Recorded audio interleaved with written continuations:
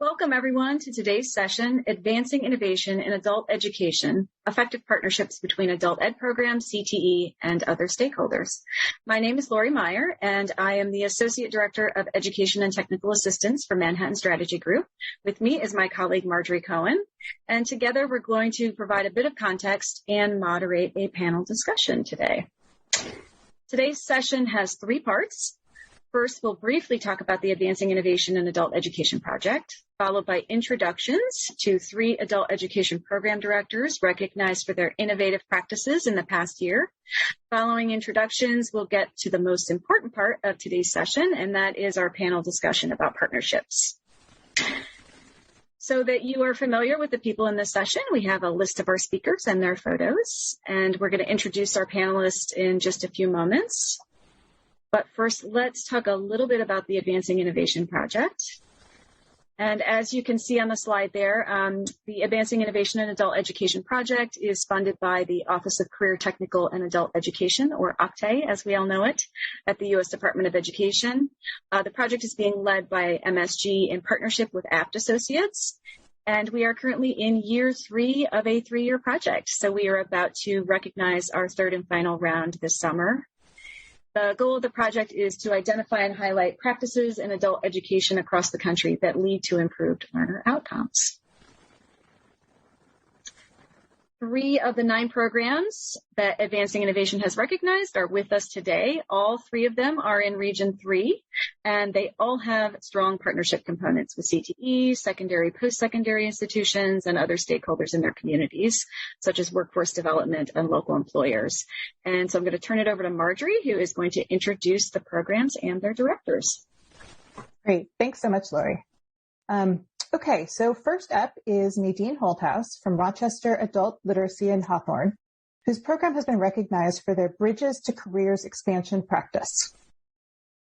Bridge programs prepare adults to enroll in post-secondary education and training through occupationally contextualized literacy and numeracy instruction and college and career success activities. As you can see, the Bridges to Careers expansion practice builds on existing partnerships in the healthcare career pathway. Okay, so we have Jan Suding is joining us from rural North Vernon, Indiana, representing Jennings County Education Center, which has been recognized for their Certified Clinical Medical Assistant, or CCMA, Integrated Education and Training, or IET, program. IET programs enable adult learners to develop their foundational skills and workforce preparation skills through occupational training that leads to educational and career advancement. The CCMA practice, also in the healthcare career pathway, relies on partnerships in a rural community to help adult learners succeed. Finally, we have Holly McCoy from Literacy Services of Wisconsin. She is from Milwaukee, Wisconsin, and her Multi-Craft Core Curriculum High School Equivalency Diploma, or MC3 HSED practice, has been recognized as an innovative secondary credentialing practice. MC3 HSED allows adult learners to earn a high school credential and an industry-certified credential in a pre-apprenticeship program in the trades. Holly and her partner, Matt, exemplify the types of partnerships this program has with their stakeholders. Now I'll turn back to Lori to kick off the panel discussion. Thanks, Marjorie. So we're going to pull down the slide deck and you'll be able to see everyone on your screen now. So I'm going to start with a question for everyone on the panel. What do you see as the most critical component of a successful partnership? And I'll start with Nadine. I feel that all the partners need to see that they're getting benefit from the partnership, but they all need to be committed to it. I mean, that commitment level needs to be there in order for it to be successful. Yeah. How about you, Jan? I agree with that. I think partnerships, they have to be mutually beneficial or they're not going to stick with it. They won't have the commitment. So everybody has to have something that they're getting out of it. Yeah. Holly? Yeah, I think to speak to that, mission alignment is key. But beyond that, I definitely think that there also has to be increased transparency between the partnerships that exist, and really a shared vision for what ultimately the outcomes are. A lot of times in partnerships, you're bringing in separate organizations or businesses or institutions. And even if the missions are aligned, if there isn't a true shared vision for what the outcome is, a lot of times I think folks can get a little bit frustrated if they don't feel that it meets, the expectations of what they had going into that partnership. Yeah, that's great. So we have a lot of alignment, a lot of agreement across the three of you. So I'm going to jump into the first question, and this is for Holly. So we want to talk a little bit about business and industry partnerships because we know that's a huge component of your program. We all know this, and so do the folks sort of listening to this session, that business leaders have a long history of engagement in education and workforce development, right? We have these days of writing checks to schools, to standards-based reform, their engagement in college and career readiness. So I'd love if you could talk a little bit about your partnership, where it began, talk a little bit about some of these roles and responsibilities and how you interact day to day. Yeah, so we're lucky in Milwaukee because there is such a thing as a WRTP Big Step. And hopefully Matt will be joining us soon because he's definitely the WRTP Big Step expert. But they are a workforce intermediary, and as a nonprofit organization, their role is to work as a pre-apprenticeship program that's directly linked to our unions and apprenticeships within the entire state of Wisconsin. So their role is to work proactively also with employers to really make sure that any and every training that we're offering alongside and concurrently in that MC3 HSED is really industry-led in terms of like what students will actually be able to be employed in after completing and graduation. And so that's been a tremendous blessing, mainly because we also have those employers come and visit our class. Sometimes our class goes pre-COVID and does tours at different sort of industry specific businesses and partners. And really that extends that learning, right? There's a lot of hands-on learning in our program. But then that also allows them to take what they're learning in the classroom and see it come to life in what that real world sort of job application looks like. So before Marjorie jumps in, because I know she has some questions she wants to ask you, tell me, where was the starting point for this relationship between, your organization and Matt's organization? If someone out there is thinking, well, where do I begin? Where did you begin? So we started working with WRTP through just the nonprofit space. We would be at the same sort of workforce meetings. Our local workforce investment board, Employ Milwaukee, does a great job of convening organizations that are supporting our workforce system here in Milwaukee. And so we would attend different meetings, we would have conversations. But one of the main sort of gaps that WRTP identified for apprenticeships in Wisconsin is you are required to have a high school diploma. And because low literacy, right, and this isn't a surprise to anyone on this call, but, because low literacy is such a pervasive issue, they were struggling because many of the adults who are coming into their program were not even at the level in which they could, participate in a GED program or something like that. So because Wisconsin has several public instruction codes for alternative high school credentials, which we've talked about, I think, previously, we were able to really find a way where we were meeting a need for them and also really sort of embracing and then sort of making larger than life an idea that sort of started very small. And so it just started with a conversation of, hey, we're really struggling to get, adults who have that high school diploma. You offer a program that has a high school diploma at the end of it. Like, how do we make that jive? And luckily for us locally, philanthropically as well, there was a group that Impact 100, ladies who they all work together to sort of pick annually what grants they get. And they saw this idea, and we were one of the inaugural recipients of that grant. So really, I know we're not talking about funding today, but I think in adult ed, especially when we think about these kinds of programs, investments in sort of starting up the same way we do with like small businesses and entrepreneurship and all of that stuff. You know, we really were able to get that support to start that up from that grant. And it's really grown into this amazing program that actually we're even, you know, implementing in some other spaces throughout the state this upcoming year. So super cool. So let me just ask a quick question of you, Holly. So you've described sort of how you and Matt work together. For people who are looking to do this, what does that look like on a day-to-day? Do you have a formal partnership? Do you meet regularly? We absolutely have a formal partnership, and our staff treat each other as if they're colleagues.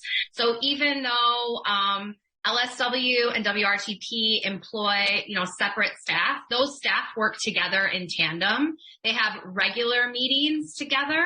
Matt and I are in very close communication. Yesterday, I needed actually something for LSW, and he was willing to like swing by LSW and drop it off for me. So we have a really close working relationship.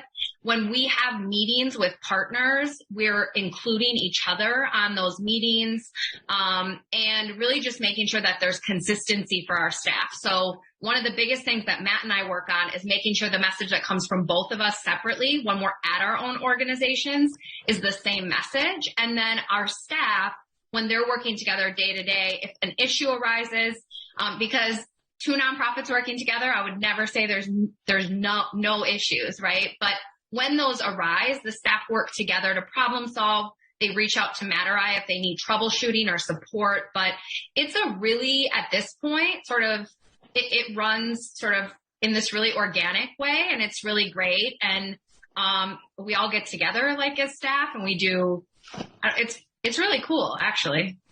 It sounds like an incredibly collaborative relationship that you have, which is really hard to do. It's hard, it's time consuming, but worth it. So I just wanted to sort of see if Jan and either Jan or Nadine want to just jump in and talk about this business partnership before we move on and talk about post-secondary institutions.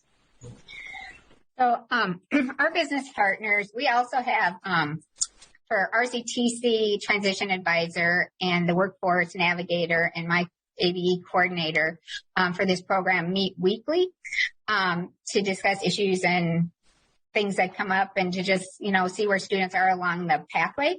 But the next level, like I'm the program manager and the workforce program manager, and then our HR people from Mayo and HR from Homestead County and the dean from RCTC, plus the boots on the grounds people, which I talked about before. We meet monthly, and we come together for the same thing. It's very collaborative. We're, you know, sharing a vision. We're there to, you know, what is working well, what isn't working well, and who's going to, you know, step up and help solve these problems. And it's not always one organization. It's, you know, we all, you know, go, I'll do that, or I'll do this, and to make this, help this continue for the students. Yeah.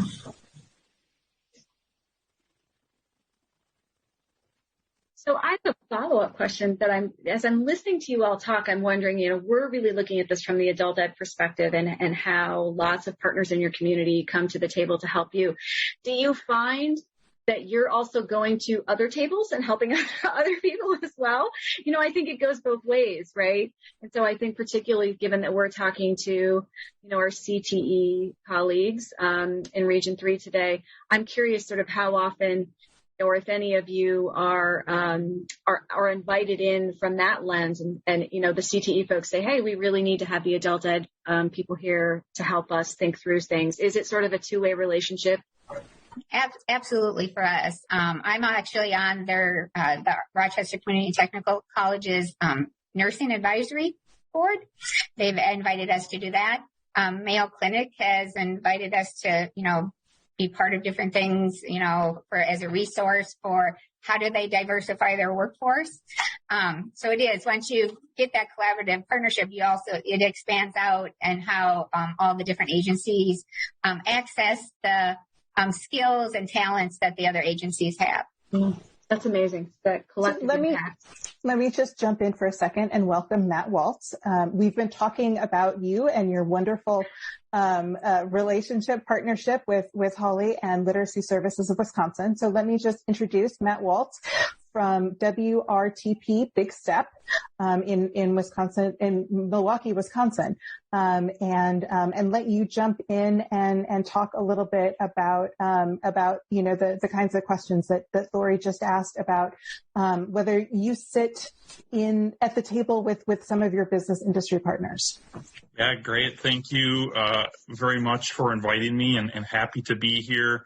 And yes, I would say that is the whole reason that we partnered with Holly and Literacy Services of Wisconsin, for that exact reason. As an organization, WRTP Big Step has an industry-first approach. So instead of just training or providing services to individuals just because as an organization that's what we do, we always have that employer focus first. We're very targeted with the industries that we work in, and everything that we do is from a request that they have. So in our case with this collaborative work that we're doing, we provide individuals with a high school equivalency diploma, and it's all tied to construction competencies, because to get into what we consider a really good career in the construction trades, particularly in a registered apprenticeship, you're required to have a high school diploma or equivalent.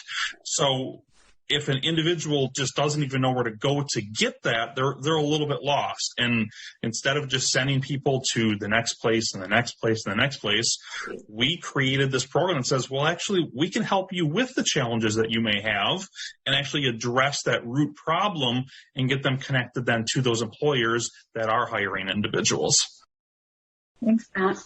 We're going to talk about post-secondary institutions and partnerships with post-secondary institutions. And I know Nadine and Jan in particular have some partnerships that they want to talk about. And so we'll start with Jan. And if we could just talk a little bit similar, sort of how did you identify and foster those partnerships for anyone really trying to navigate a new partnership with a post-secondary institution? What's your starting point? And so I'll stop there and hand it over to Jan.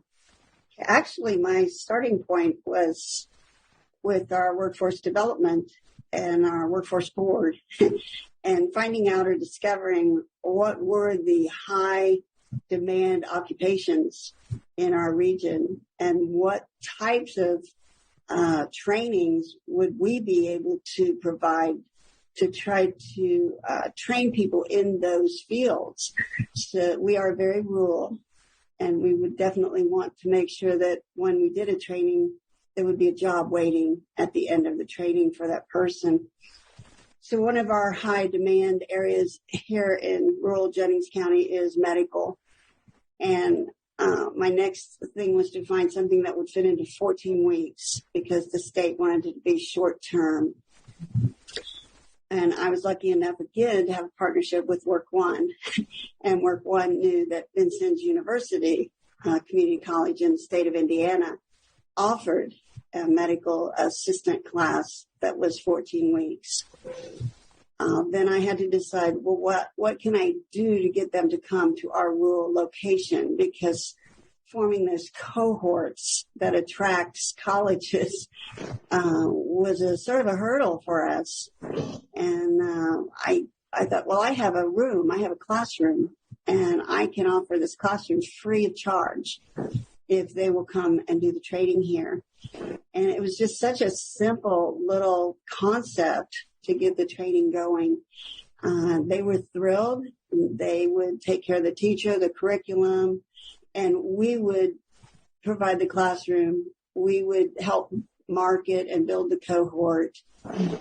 We would do all the advertising, and then we would do the follow-up with trying to help with job placement and those types of things. So it's just been a really mutual beneficial partnership, and one where our students have just benefited so greatly with not having to drive to the city or out of the county to get a training. Yeah, Jan, I just wanted to, talk a little bit more about sort of the nitty gritty of your partnership with Vincennes. Do you meet regularly? Do you have a formal MOU? How do you keep that partnership going? One of the things we strive to do is have consistency. So we wanted to make sure that we had that strong partnership, and we met regularly, and we had a continual schedule, almost like a college would have, where they knew that there would be a fall offering, there would be a spring offering. And that was, again, as silly as it sounds, it was so important for our clients and for the community to know that it was going to be something that was going to be consistently offered and that they could count on it. And it wasn't just, oh, let's offer this training. We can do it, these 3 months. And then a year later say, let's do that again. We had to have it like a course offering, like a college would. We do have an MOU with them and what they provide. Again, I said they provide the curriculum, they provide the teacher, they do the national testing. We provide the classroom, we provide computers. We have, a lab where they can do the testing. So we do have an agreement as to who is going to offer or take care of what part of it. We're so close, in fact, that their instructors think that I'm their boss. And they're always coming to me with, questions about student concerns or how to handle something, or should we meet? It's going to be a holiday that week, and I'm saying, well, your boss is really Vincennes University. So it's been a close partnership and a good partnership, and it's enabled us to add trainings with them, phlebotomy and other trainings. So it's been a good. It was hard to get going, especially being rural, but it's been really great. It's amazing. And we hope that we'll show a slide at the end to send you to some resources, but we did interview one of your students, and it's a great podcast, and we hope that folks will go and listen to those. So I just want to give Nadine an opportunity to jump in and talk about post-secondary partnerships. So our partnership started with RCTC, Rochester Community Technical College, I don't know, 12 years ago, maybe longer. Time goes fast. But it actually started with a TAC grant. And RCTC got this TAC grant and to work on employment in the area, high need employment in the area, and they pulled us in to help with that. That was a requirement, actually. And so that's kind of where our partnership started with around the bridges programming. But it's kind of morphed into just so much more than that, because the grant ended and we all continued. We pulled workforce into it. We pulled employers into it. And we had RCTC, the person at the table, brought one of their high school coordinators, and at all the high schools they have transition advisors at every high school that help students in the high schools transition to RCTC or other colleges. And that person had worked here before, one of them, and they were like, well, why can't we do the same thing at Hawthorne? They're going to transition students too. It's just a different population. But it's still a population that is not being, served or underserved. So I think, and from that, we have these articulations that have developed. So we get to give our students the opportunity to try college and the rigor of college in a safe environment without financial aid issues, being a barrier for them. And that's all just kind of transformed because of kind of what they were doing at the high schools. And then they kind of saw, well, they're kind of a high school. Or they have a population that can feed to the institution. It's an untapped population for them. And so it's been great. I think that's really important. I think that piece that you talked about with seeing adults as a corollary to high school students. There's a lot that that the adult population and the adult educators can learn from the ways that there's this transition services for high schoolers, and I think it's reverse as well. I think there's a lot that they can learn from each other, and I think that's a really interesting. It's a really interesting point. How involved was the high school transition person with setting up your program? We actually have a high school transition person on site now that transitions our students to RCTC and other colleges if that's where they're choosing to go. But majority of our students go to the community and technical college. So yeah, they're very involved. They're one of the people that meets weekly.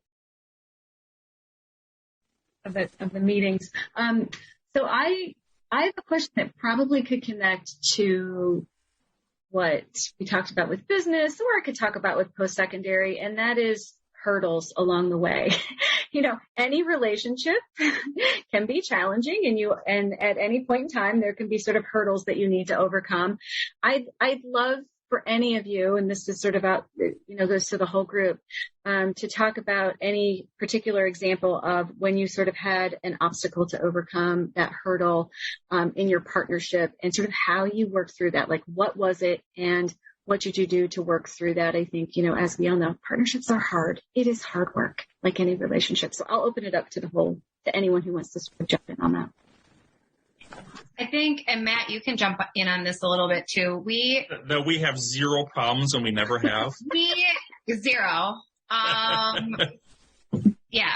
I mean, actually, before you hopped on, I said we're definitely not perfect, but we are. I mean, like I said, we work really closely. But one of the issues we've had locally is sort of walking funders along with us in how to approach a program like this. So we had a local funder, for instance, and it's actually rare because Matt's program is so workforce specific, and while adult education tends to, in philanthropy, get sort of lumped into workforce development, each of our foundations sort of see it differently here locally. But we had one funder in particular who we had not previously had a conversation about who we, go to look for that, right, financial support. And so we both submitted proposals. It was for our separate parts of the program. But the funder came back and said, well, we just funded WRTP for that program. And we said, well, yeah, but they have to cover the cost of their part of the program, and we have to cover the cost of our part of the program. So yes, in theory, you already funded that program, but there's two separate components to how that concurrent program is offered. And so it's an interesting thing because you hear so much about we want collaboration, we want partnership.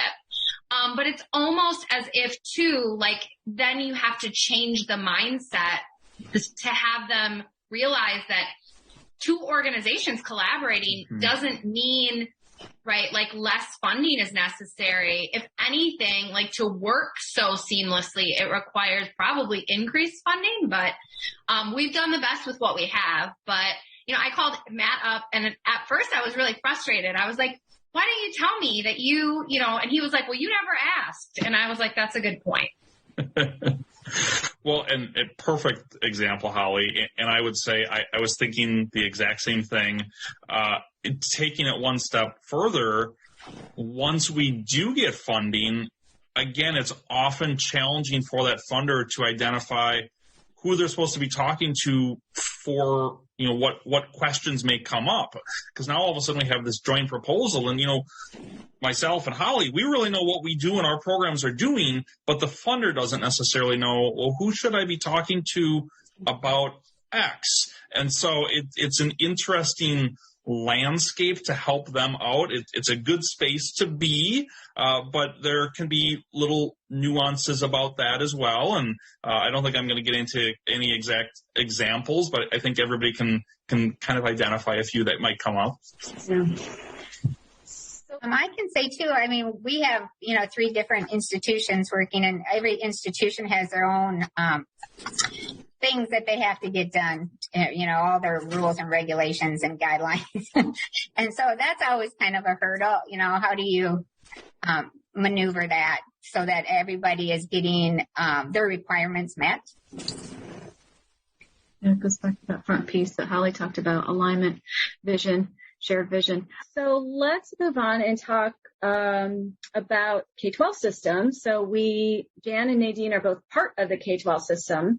And so I want to sort of first start and talk a little bit with Holly and Matt about their relationship, sort of not sitting within that system and working with them as a partner. And again, just sort of trying to sort of drill down and talk a little bit about how you sort of identified that partnership, fostered that partnership, you maintained that partnership, and then a little bit about roles and responsibilities. So we definitely recruit students from our contractual relationship with Milwaukee Public Schools for our MC3 HSED. But I think I'll talk about that. And then Matt, you can sort of talk about your role with MPS and how that goes. We both sort of take on exactly what our missions are with Milwaukee Public Schools. And then we use our connections with students to make sure that students are aware of the programs that exist within our partnership. So LSW is contracted by the district to provide services at 2 high schools on site. So we get to work directly with parents and families every year. That program on any given year can work with about 300 families to about 450. It really just depends on how everything's going.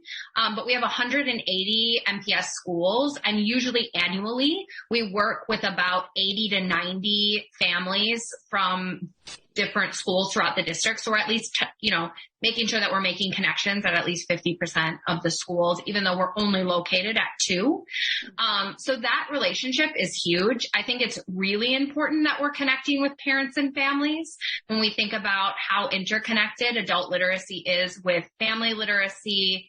And specifically in Milwaukee, we have a 3rd grade reading initiative, right? And so when we think about the number of students who are reading at or below a 3rd grade level, it's no surprise to any of us that then, once students are in 4th grade, and parents want to provide that support, but they just need to brush up on their own skills. So being on site at the school district has made a huge difference. And then it's also helped us be really intentional about ensuring that those who want to get connected to our construction HSED or some of our other HSED or GED programs have that direct connection. Matt, do you want to go? Yeah, it's interesting. So, like LSW, we are in many of the schools, individual schools and larger school districts, but not promoting this collaborative effort that us and LSW have. I mean, I would never go into a school and say, well, you shouldn't finish your high school program here because we have this alternative. But it definitely comes up in conversation, and we're there really talking about our opportunities we have with the trades, what you need to do to get to that next phase in your career. We're there providing hands-on training, job site tours, bringing in speakers, doing mentoring sessions. We're doing a lot of things. And the cool thing about it is some individuals start to identify with it and say, wow, so how do I get here quicker? I don't really want to finish these things. And we talk about youth apprenticeship, and we talk about CTE and technical schools and all those other pieces. And, sometimes that you might lose connection with that student because they drop out. There is attrition in public schools and other schools, but hopefully we've made enough lasting impact that they'll reconnect with us to say, hey, I remember that you maybe have some other options available. How do I get engaged in this? Yeah. So before we jump to our last question, because I know we're running out of time, I want to sort of stay on this topic of the K12 system and just talk about how you think this connection, and this, Jan and Nadine definitely jump in here, how this connection with K12 helps with recruitment, right? This is always an issue for everyone, is recruitment into your program.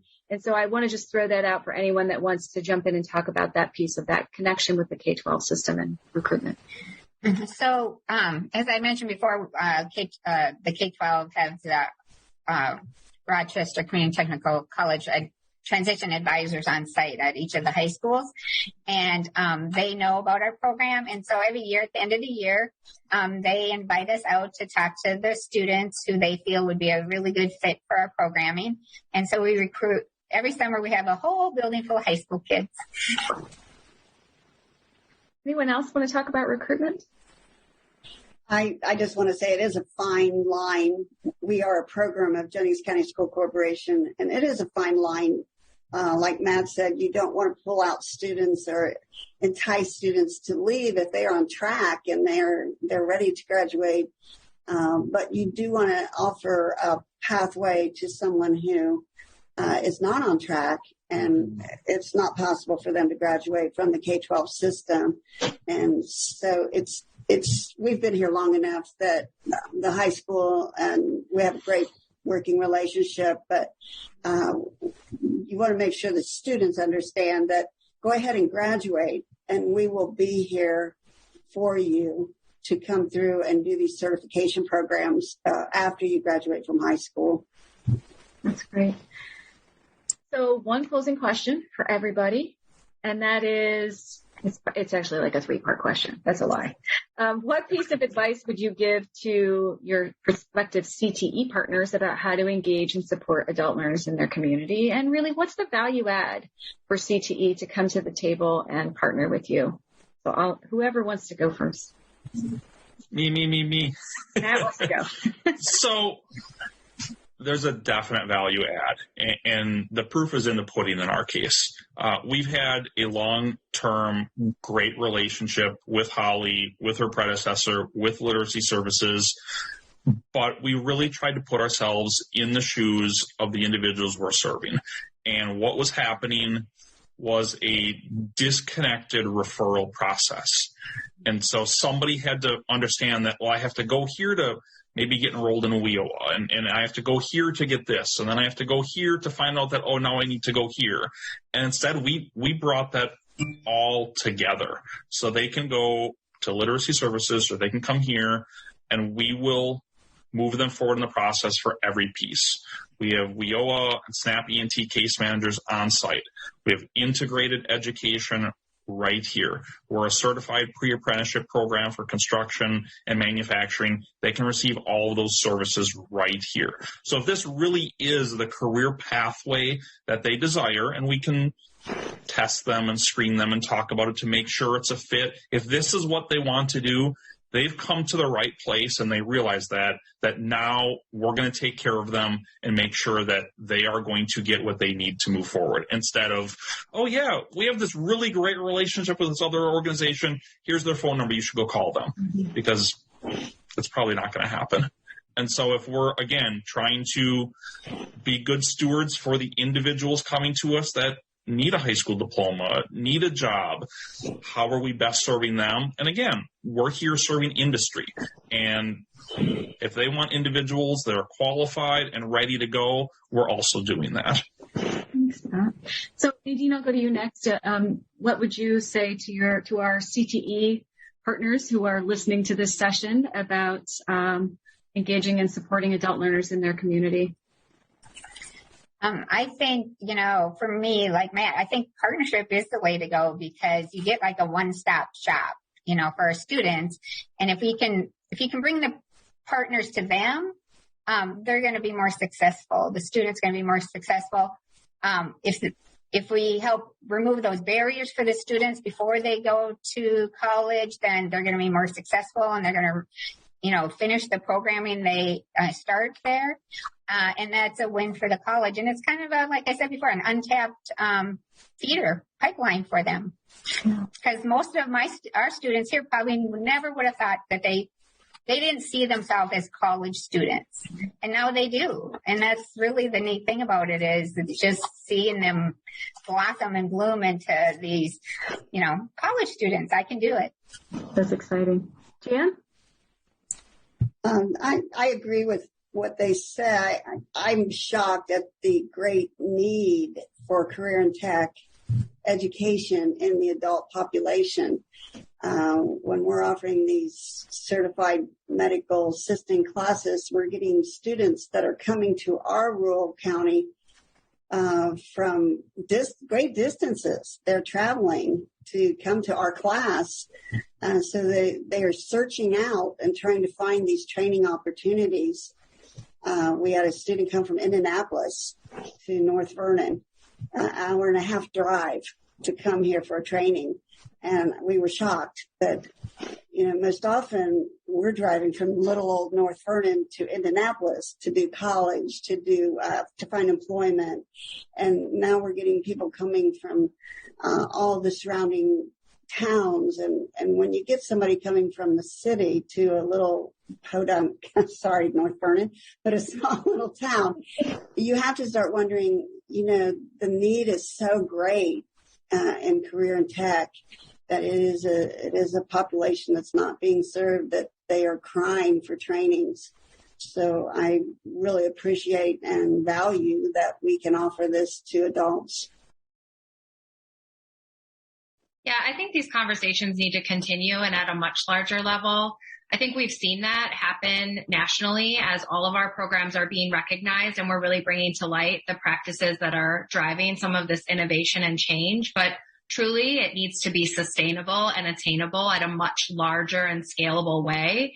And I think it is there. What happens is you have a lot of different people doing a lot of different things and not working collectively to figure out who does what best and how we can continue to use that student-centered mindset that all of us bring to our classrooms and our organizations every day and figure out how to really drive that home. And so I hope we continue to have these conversations and really ask questions, because even at a state level, we met with some local literacy providers who are in different areas of the state, right? Both rural and urban. And I hear things all the time like, well, I can't do that. And I always say, we can agree to disagree, but I actually think you can. And when we sit down and we talk specifically about the issues that they're seeing and what they're so kind of worried about with their programs, it's not about changing a lot. It's about making minor changes, figuring out alignment, and figuring out partnerships that are really going to just make your program better, right? And there's a way to do that. And we talked a lot about that today, but I truly think it's what we have to do if we're doing this work. And I also think we just have to figure it out, right? So I really appreciate the time to sort of talk about this and learn from everyone today. Thank you. Oh, thank you. And if I can just add maybe a final note, when you're really talking about CTE in high schools, again, the proof is there. State of Wisconsin, when you look at graduation rates for students that are enrolled in CTE programs versus non-CTE graduates, it's about a 6% increase. When you look at the more urban areas, such as the city of Milwaukee, we see close to a 15% increase in graduation rates for students that are enrolled in CTE programs. And it's exactly why we're doing this post-high school program. It's the exact same thing. I hear it every time we run these classes. The students say, well, yeah, nobody could ever explain why I needed algebra. I didn't know why I needed to be in class. And now all of a sudden, well, I need algebra because we're going to figure out this door, and I need to cut this piece of wood, and I need to build this. And all of a sudden it's applied, and they're like, well, now it makes sense. People couldn't explain that to me. So, I mean, the proof is there. It's going to take, much more work from everybody to get this expanded to more schools and more students, but clearly it's something that's working. We have scratched the surface. we could continue these conversations for hours. So I want to thank Matt. I want to thank Holly and Jan and Nadine and Marjorie. Thanks everybody for coming together. We hope our CTE partners have learned something new today. We look forward to continuing to engage with them.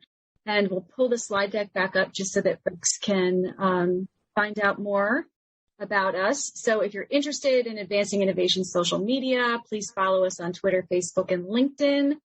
And then in the next slide, you can also see there where to find more information about our project, and you can find out more about the 3 programs that you heard about today, and it is on links. We are happy to answer any follow-up questions that you have, and we'll coordinate that. And that brings us to the end of our session. Thank you so much for joining us.